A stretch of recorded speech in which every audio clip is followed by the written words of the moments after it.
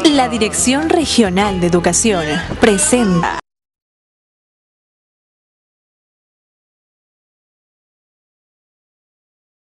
Acto seguido, permítame presentar a la señorita Gisela Villafana Arévalo. Ella es profesional psicóloga con experiencia laboral y especialización en área de derechos del niño y del adolescente y violencia familiar, así como en proyectos sociales. Gisela Villafana Arévalo es egresada de la Universidad Nacional Federico Villarreal, con estudios también en la Pontificia Universidad Católica del Perú. Cuando no les damos amor sin pedirles nada a cambio, no van a crecer de la manera que tendrían que hacer, ¿no? El amor es, creo yo, un componente fundamental para que podamos desarrollarnos. Como docentes y personas que trabajamos con niños y adolescentes, yo creo que el primer punto que tenemos que entender es cómo vemos nosotros a los niños.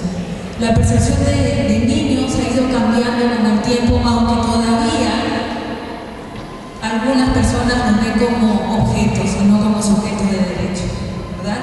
Ya a este momento nosotros decimos que los niños tienen derechos, ¿verdad? Cuando decimos que tienen derechos, ¿a qué nos estamos refiriendo? A que son personas como nosotros que tienen derechos, que tienen deberes, que tienen potencialidades, que tienen atribuciones y que tienen limitaciones también, pero que hay que respetar sus etapas de desarrollo. Entonces es importante ver cómo nosotros vemos al niño para saber cómo es que vamos a trabajar con ellos y cómo vamos a intervenir en un caso de maltrato infantil. Hablando de maltrato infantil, estamos viendo que eso es un fenómeno muy complejo, ¿verdad? Porque cuando hablamos de causas no podemos decir que hay una sola causa, sino que hay muchos factores que confluyen para que se dé el maltrato infantil en niños y adolescentes. Diversos estudios señalan que básicamente la mayoría de las agresiones que se dan a niños, niñas y adolescentes provienen de las personas que tienen obligación de cuidarlos, ¿no? O sea, que si padres, pueden ser tutores, pueden ser responsables. Y uno de los factores que intervienen en desencadenar esta situación que es negativa para niños, niñas y adolescentes son las actitudes inherentes a pautas de crianza y patrones culturales. Están basados en la concepción y en la idea de que los padres, los tutores o responsables tienen derechos sobre el cuerpo de los niños y sobre la vida de los niños, ¿verdad? ¿Cuántas veces nosotros nos hemos encontrado con papás que cuando les hemos dicho a los niños que de repente no es una manera de corregirlos, el pegarles, nos dicen usted no se meta, porque es mi hijo y yo sé cómo debo corregirlo? Entonces todavía hay creencias de que padres responsables del niño tienen derecho de sus vidas, ¿no? Y todos sabemos que nuestros hijos, nuestros niños, no nos pertenecen. Están con nosotros un tiempo y en ese tiempo tenemos que criarlos de manera correcta para que cuando crezcan sean ciudadanos buenos y buenas personas, ¿no? Entonces, una de las concepciones que lamentablemente hace que el maltrato se dé con más frecuencia es que las personas creamos que tenemos derechos sobre la vida de niños, niñas y adolescentes, ¿no? ¿Y qué perciben los niños? ¿Qué creen ustedes que podrían percibir los niños frente a una situación de maltrato? Ellos perciben que el castigo que puede ser ocasionado por los papás es correcto porque ellos se han portado mal o porque no hicieron las tareas y no se sienten queridos en las familias. Y cuando hablamos ya de maltrato en específico, ¿a qué nos estamos refiriendo?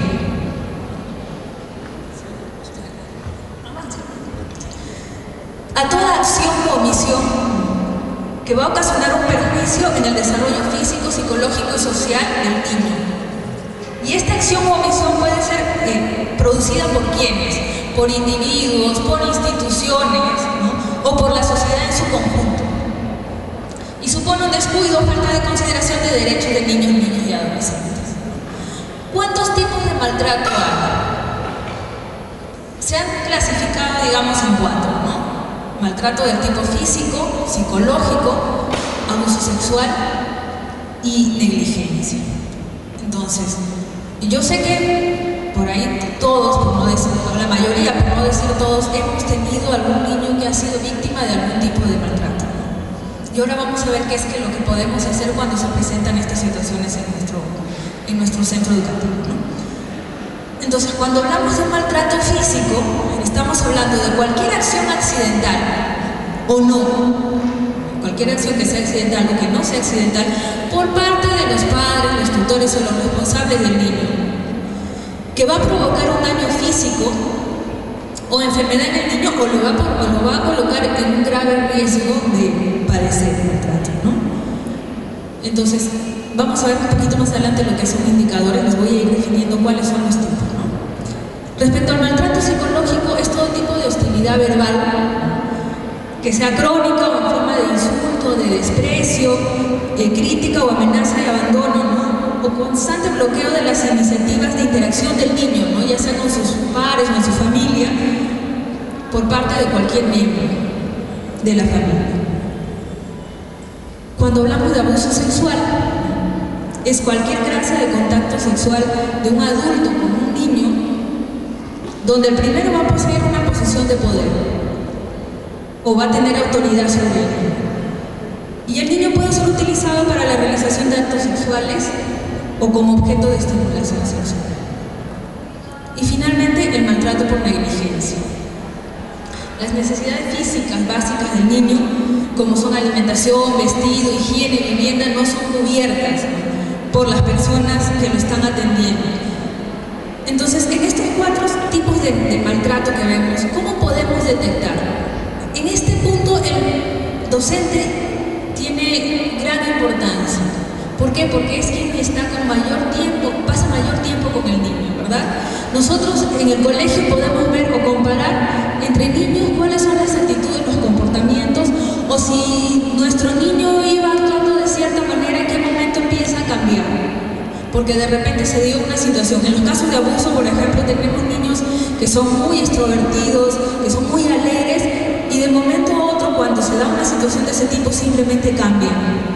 Y empezamos a ver niños que de repente son retraídos, que son tímidos, o que ya no quieren ningún contacto con nosotros, o que lloran todo el tiempo. Entonces, nosotros como docentes podemos ver cuál es ese cambio que se va a dar en nuestros niños, ¿no?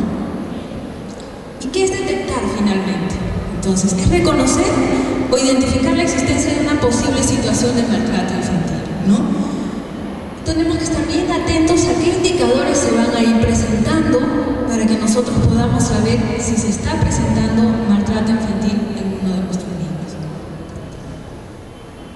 Cuando hablamos de indicadores físicos, ¿qué es lo que nosotros podemos ver en los niños? Si habíamos dicho que el maltrato físico es todo tipo de golpe, ¿no? O que podamos ver evidencias físicas en el cuerpo de un niño. Entonces vamos a ver niños que de repente están con moretones en el cuerpo, o que de repente están con magulladuras, ¿no?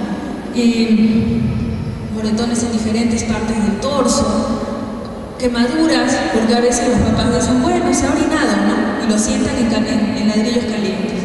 No sé si ustedes recuerdan también el caso último que hubo en Salamanca, donde a la niña le quemaron las manos porque se había portado mal, ¿no?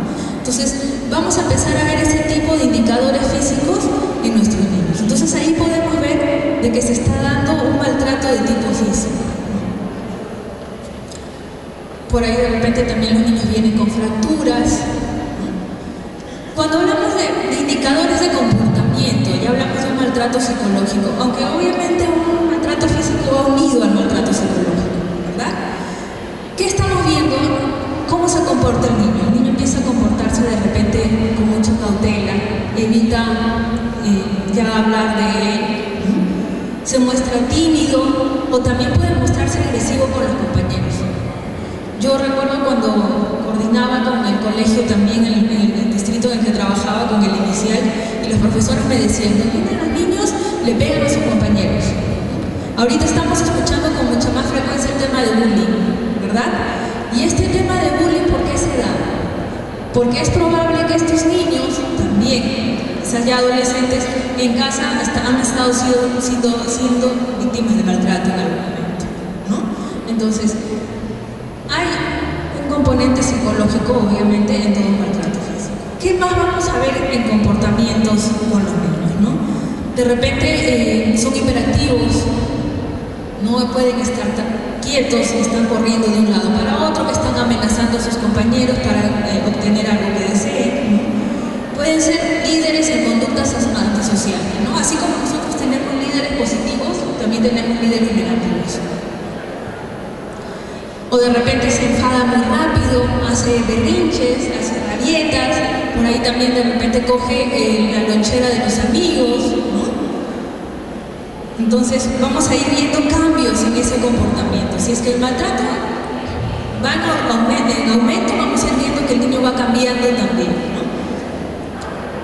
Y en el rendimiento académico, ¿qué es lo que vamos a ver? Que de repente se va a negar a trabajar en las actividades de grupo, que va a boicotear las actividades de sus compañeros, o de repente no muestra interés por ninguna actividad en el aula, no va a hacer sus tareas, y pueden haber cambios bruscos en el rendimiento escolar. De repente hasta los papás, ya vamos a ver indicadores con los padres, dejan de ir también, no se preocupan mucho, hay papás que no se preocupan mucho por sus hijos, ¿verdad? Entonces por ahí también empezamos a ver ciertos indicadores. Cuando hablamos ya de indicadores respecto a abuso sexual, vamos a empezar a ver ciertas cosas, ¿no? Por ejemplo, van a haber conductas inapropiadas respecto a la edad del niño. Puede utilizar expresiones sexuales inadecuadas para su edad también. Los chicos o se vuelven muy tímidos o se van al extremo, se vuelven muy agresivos. De repente hay conductas de seducción con adultos de sexo opuesto,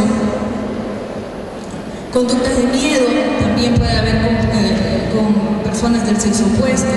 Entonces nosotros tenemos que estar viendo cada uno de estos indicadores, porque eso nos va a decir qué es lo que está pasando con nuestros niños, ¿no?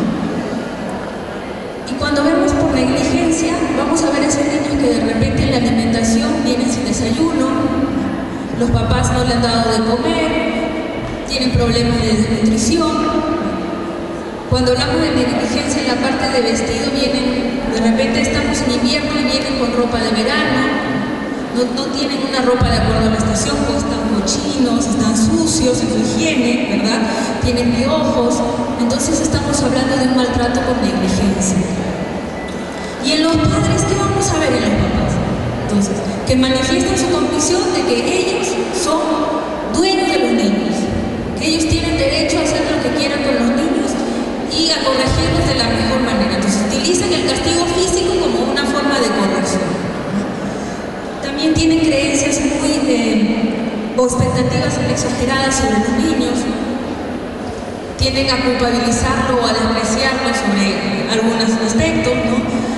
Vamos a tener padres que evitan ir a ver cuál es el rendimiento de los niños. Yo me acuerdo que los profesores me decían, ¿sabe qué? Este niño, la mamá no viene, yo lo cito un montón de veces para el taller, para que hable por el rendimiento, no tiene ni útiles y la mamá simplemente no quiere venir.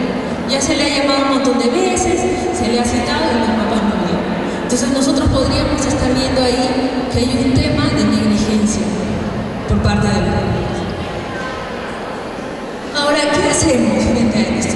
Porque podemos ver indicadores, podemos ver cosas en los niños y ¿cuál va a ser nuestra actitud frente a los niños que estamos atendiendo?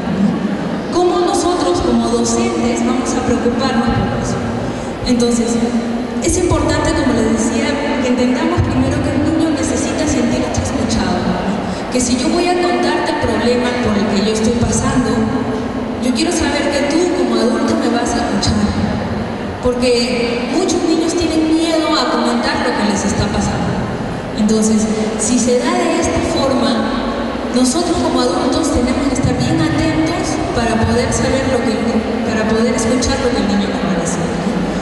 Ellos tienen que sentir que nosotros les vamos a creer y que los vamos a ayudar, porque muchas veces pasa que los niños dicen las cosas y al final nosotros no hacemos nada, ¿no? Entonces hay que estar muy atentos y saber qué es lo que vamos a hacer, cuáles son los pasos siguientes y decirle al niño te creo y vamos a ayudarte a solucionar este problema. El niño tiene que sentir que puede hablar de lo que le está sucediendo y que no lo vamos a juzgar. A veces en los casos de abuso sexual es un poco complicado que ellos puedan contar lo que está pasando. Lamentablemente en muchos casos todavía miedo por parte de los niños y por los padres el tema de la denuncia, porque quieren proteger al agresor, porque si el agresor ha sido el hermano, no le creen al niño, ¿no? Entonces hay casos que se dan de esa forma y por lo tanto los niños no quieren hablar. Entonces los niños tienen que sentir que nosotros como adultos vamos a tener que escucharlos y vamos a poder escucharlos y nos vamos a ayudar en su problema. Tenemos que permitir que ellos expresen sus sentimientos. Si hablamos de que un niño tiene derechos, tenemos que verlo como una persona que tiene derechos.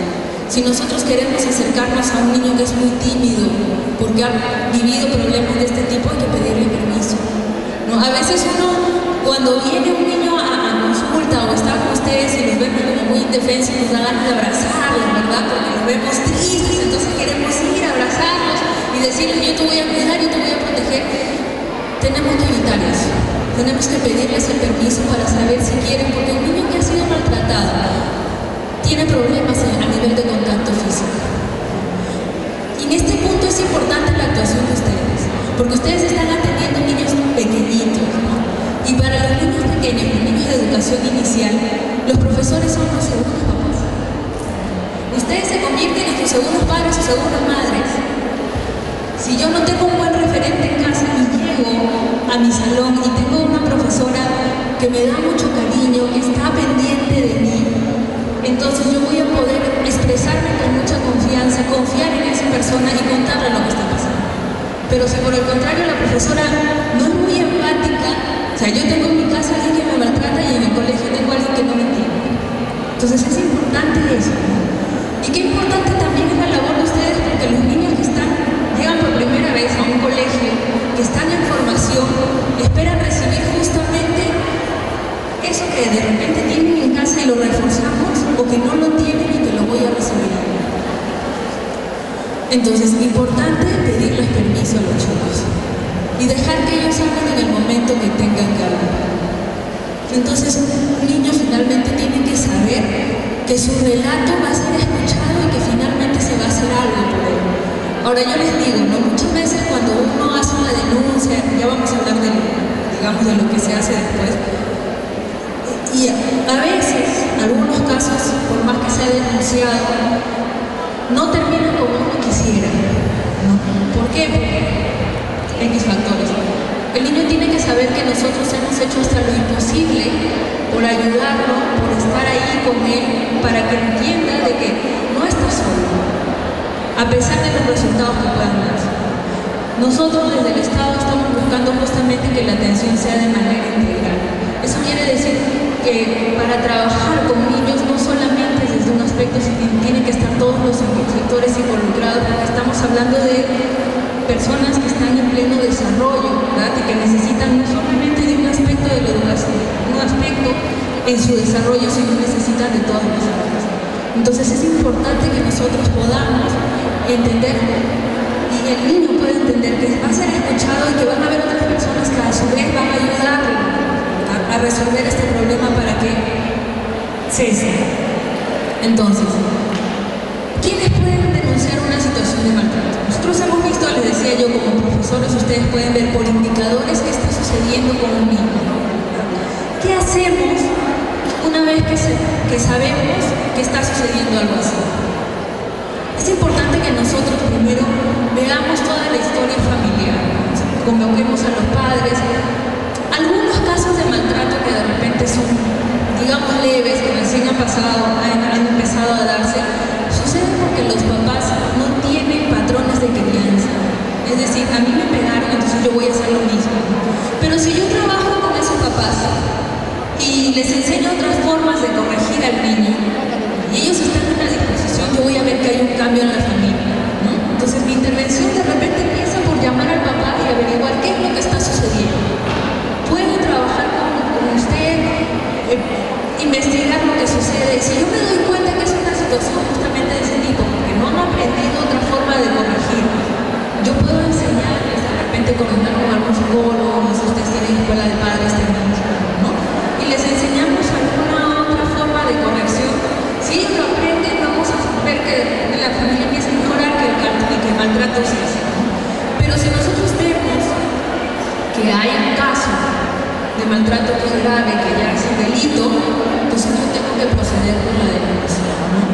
Entonces, en este sentido, ¿cómo como docente, ante quién puede formalizar una denuncia? Ahora, el código del niño y del adolescente nos dice que no solamente son papás o los profesores, o en este caso las autoridades competentes las que tienen que formalizar una denuncia, sino todo aquel que conozca de una situación de delito, de vulneración de un derecho, puede denunciar el caso ante las autoridades competentes. No solamente yo como profesora, no solamente yo como parte del Estado. Si yo estoy caminando por la calle y veo que están agrediendo a un niño, tengo que intervenir. Porque desde ahí parte la sociedad civil, como sociedad civil puede intervenir en proteger a un niño y adolescente. O sea, no tenemos que tener un cargo para hacer una denuncia. Pero ya que estamos en el colegio, como docentes, aún más responsabilidad porque tenemos niños a nuestro cargo. Y si nosotros como agente externo podemos hacer visible esta situación, entonces empezamos a hablar de que ya se pone, digamos, que toda la sociedad lo va a conocer. Hay casos de vulneración de derechos que son muy fuertes, que aún no se conocen, y que no se conocen porque se tienen ocultas. Y cuando salen a la luz es donde recién todos empezamos a decir, vamos a hacer algo por esta situación. Ayer comento esto, ¿no? Llegó una pareja de misioneros evangélicos a la oficina a decirnos, miren, ¿saben que nosotros estamos trabajando en el Alto Ucayali, que está en la frontera con Junín, ¿no? Estamos trabajando con Ashánicas y con otras tribus nativos que están por ahí, que están muy escondidos. Y lo que hemos encontrado es que los chamanes utilizan a los niños en sus ritos y matan a los niños y los torturan. Pero esto no sale a la luz porque la gente simplemente tiene miedo de denunciar. Y esta práctica viene de años. Y como para ellos los chamanes son dioses, ¿no? Simplemente hacen caso a los niños. Entonces tenemos niños de 5, 4 años que están siendo víctimas de este tipo, pero esto es algo que no se conoce. Y que recién vamos a empezar a tomar cartas en el asunto para ver qué se puede hacer, ¿no? Entonces, lo mismo en los casos de abuso sexual o de maltrato infantil físico, ¿durante cuánto tiempo nosotros tuvimos que escuchar y decir, pero esa es una situación que sucede en su casa? Y mientras está en la casa, nosotros no nos podemos meter porque somos papás. Sin embargo, ahora ya no es así. Desde que han salido todas las normas de protección a niñez y adolescencia, todos estamos involucrados en proteger a niños y adolescentes. Y más aún, hay más responsabilidad cuando tenemos un cargo, porque significa que nos están dando a nosotros niños para protegerlos y cuidarlos en el tiempo que están en el colegio, ¿verdad?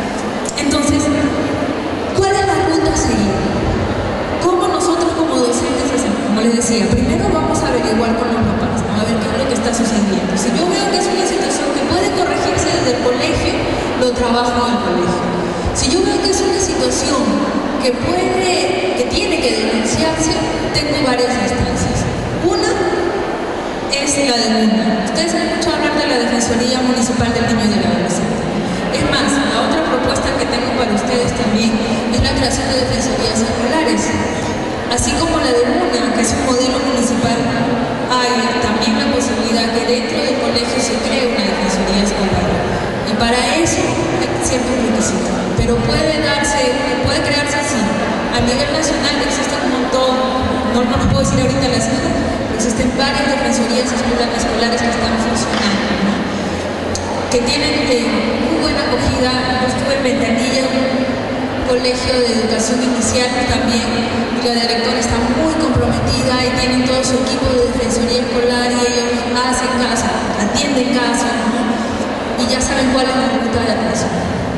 Entonces, si encuentro a un caso de maltrato, ¿qué puedo hacer? La denuncia. ¿Ante quién? Puede ser ante la DEMUNA, ¿no? La DEMUNA puede encargarse de hacer todo el seguimiento. O puedo ir directamente ante la policía.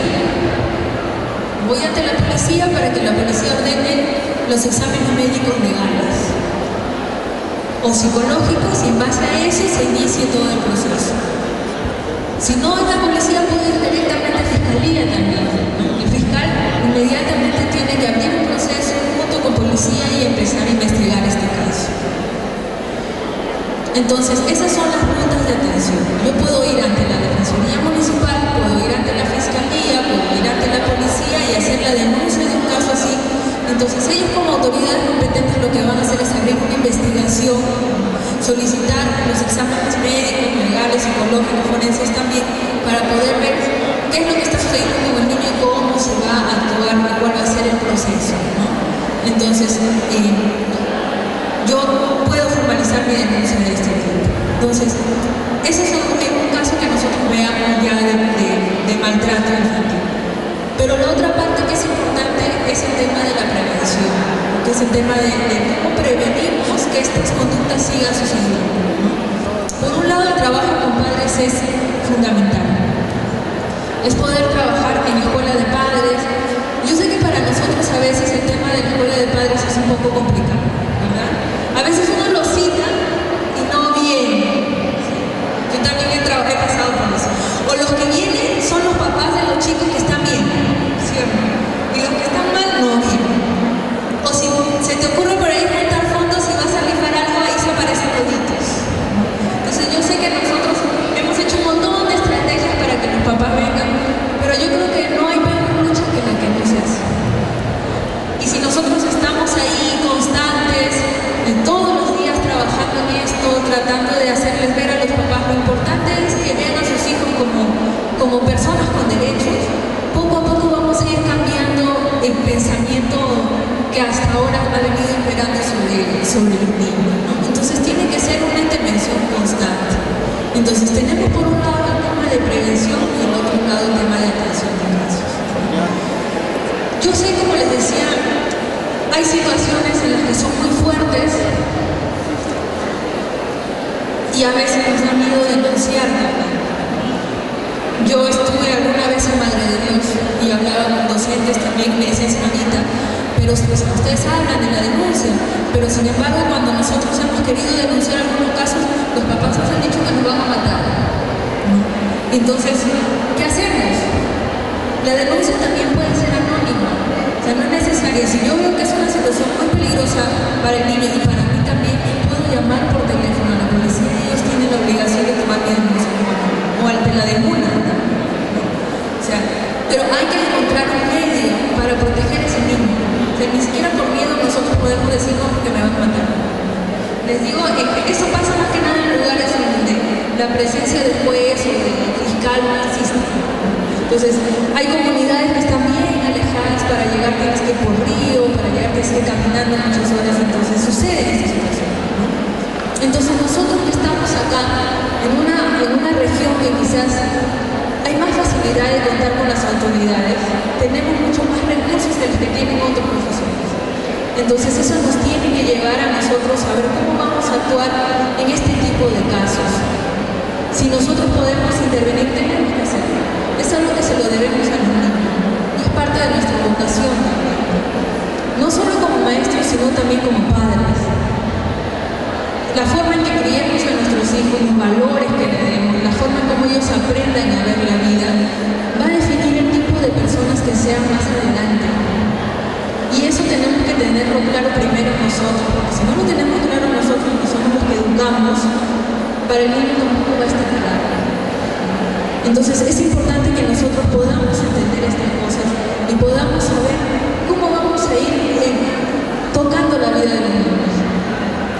Yo sé que muchos de nosotros va a recordar a aquel profesor que nos marcó la vida cuando éramos pequeños. Tenemos en la mente ese profesor que nos ayudó en los momentos más difíciles y que estuvo con nosotros, que de repente yo tuve un problema y me escuchó. También vamos a recordar a aquel que simplemente, en vez de ayudarnos, de repente marcó de manera negativa nuestra vida. Entonces, ya que nosotros somos tan importantes en la vida de los demás, tratemos de que nuestra actuación frente a los niños sea la correcta. El padre decía, el amor es importante, ¿no? Y qué bueno que ustedes tengan como patrón al niño, porque tienen dos aspectos de él. Por un lado están atendiendo a niños como él y por otro lado son maestros como él. Entonces tenemos que seguir los pasos de nuestro patrón, no tenemos que ir hacia donde nos dice, y lo importante es que cualquier cosa que se haga con amor, aún aquella que tenga que ver con una denuncia,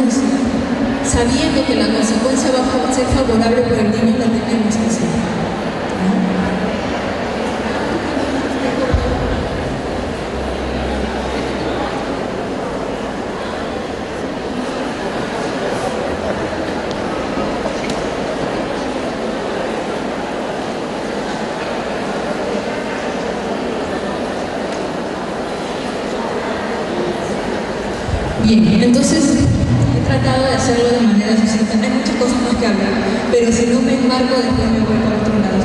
No sé si les gustaría hacer alguna pregunta, algún caso que ustedes tengan, antes de que podamos cerrar. Como yo les comenté, yo estoy en el área de la subdirección de defensorías del niño y del adolescente. Entonces nosotros vemos todo lo que es la defensoría a nivel nacional. Hemos estado haciendo supervisiones en defensorías escolares, trabajamos con las defensorías municipales. Desde la subdirección se norma todo el procedimiento de defensorías. Si alguna de ustedes como directora de repente tiene el interés de formar la defensoría, pueden contactarse con nosotros, tenemos los requisitos ahí. Esto está normado también por el Ministerio de Educación, sacó una directiva para ver el tema de lo que son defensorías escolares, ¿no? Y hay experiencias bien exitosas en el tema de defensorías escolares.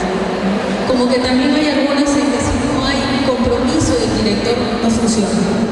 ¿Por qué? Porque de lo que es defensoría escolar hay que darle un espacio a la defensoría para que pueda atender los casos, tiene que ser privado, tiene que designarse un profesor que va a ser el defensor responsable. Y a veces no hay compromiso de los directores, entonces no funciona. Pero si hay directores que están comprometidas, esto realmente tiene éxito. Sobre todo porque la defensoría les va a permitir a ustedes articular con otras instituciones. Porque lo que se busca desde el Estado es la intervención integral de niños, niñas y adolescentes. Eso quiere decir que si ustedes tienen un niño que, por ejemplo, está siendo víctima de maltrato por negligencia, de repente descuido por la mamá porque la mamá trabaja todo el día y no tiene tiempo de ayudar en las tareas, ¿no? Entonces yo como defensoría tengo un caso, además de trabajar con la mamá, puedo coordinar con el centro de salud, puedo coordinar con organizaciones sociales de base para que atiendan al niño, ¿no? Entonces con todas las instituciones que ven niñez y adolescencia puedo hacer un trabajo coordinado de tal manera que yo lo atienda no solo en un aspecto, ¿no? Para nosotros de repente llegó como el niño muy descuidado, pero si yo empiezo a ver la historia del niño me doy cuenta de muchas más cosas. Entonces la defensoría me va a ayudar a mí justamente para articular todos los servicios de niñez y adolescencia. Ahora, si yo como colegio, como centro educativo no cuento con una defensoría, entonces lo que puedo hacer es coordinar con la comuna. No solamente en tema de atención de casos, sino también en tema de prevención. Yo estuve un tiempo como jefa de la DEMUNA de San Marcelo en Cañete, y coordinamos con el colegio. Entonces, en los horarios de tutoría me llamaban a mí y yo iba y trabajaba con los niños en talleres sobre lo que el colegio me pedía. Entonces, eso también lo pueden trabajar con la defensoría municipal. Lo importante, como les decía, es trabajar de manera articulada y de manera en prevención para que justamente estas cosas ya no sucedan, ¿no? Entonces, yo les agradezco mucho este espacio. De repente, en algún momento, si es que es posible, nos podemos volver a reunir. Cualquier consulta que tengan en el ministerio, solicitan con la subdirección de defensorías y ahí estamos todo un equipo viendo justamente este tema. Les agradezco mucho por la atención prestada. Cualquier duda que tengan sobre cualquier caso que tengan, igual pueden llamar al ministerio, que nosotros también resolvemos. Cuando hay casos muy graves también podemos coordinar con otras instancias. Muchas gracias a todos.